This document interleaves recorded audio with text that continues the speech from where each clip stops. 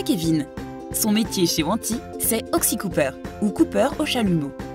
Ces structures industrielles qui s'effondrent, c'est grâce au travail de Kevin. À l'aide de son chalumeau, alimenté par du gaz et de l'oxygène, il réalise les coupes nécessaires dans les structures d'acier afin de libérer les bâtiments et affaiblir les pieds. Grâce à ces découpes techniques, les engins mécaniques peuvent tirer les structures pour qu'elles s'écroulent selon l'axe choisi.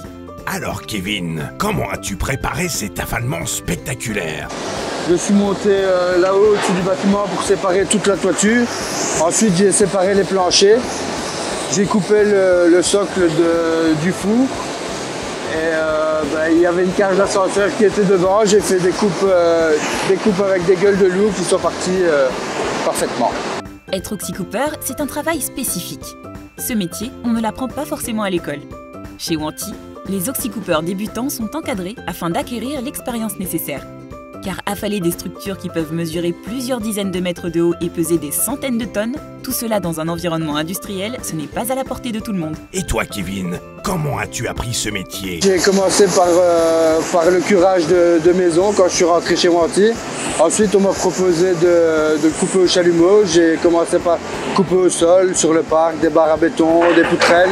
Et ensuite, on m'a mis avec Karim pendant plusieurs années. Et là, maintenant, je prépare des bâtiments. Avec son chalumeau, Kevin vient à bout de pièces d'acier qui mesurent jusqu'à 15 cm d'épaisseur.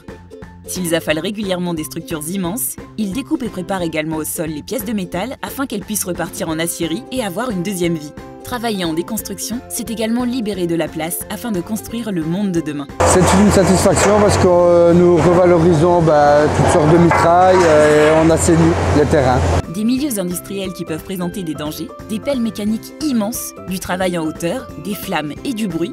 Il ne faut pas avoir froid aux yeux pour devenir oxycooper. Mais en respectant les règles de sécurité et en étant à l'écoute, Kevin prend du plaisir au quotidien dans son travail. Quels sont les chantiers sur lesquels tu as aimé travailler? Un chantier où j'ai vraiment apprécié de travailler, c'est celui de Carcite à Charleroi. C'est là que j'ai préparé ma première aciérie. Et voilà, c'est là que j'ai pris goût à la découpe et à la préparation de bâtiments. Quelle qualité faut-il pour devenir un bon oxycooper? C'est un métier quand même qui est assez physique et qui demande beaucoup d'expérience. Il faut être concentré, méticuleux. Grâce à des procédures strictes et du matériel de qualité, Wanty met tout en œuvre afin d'offrir les meilleures conditions de travail possibles à ses 1500 travailleurs. Si toi aussi, tu veux devenir oxycooper, rejoins-moi chez Wanty.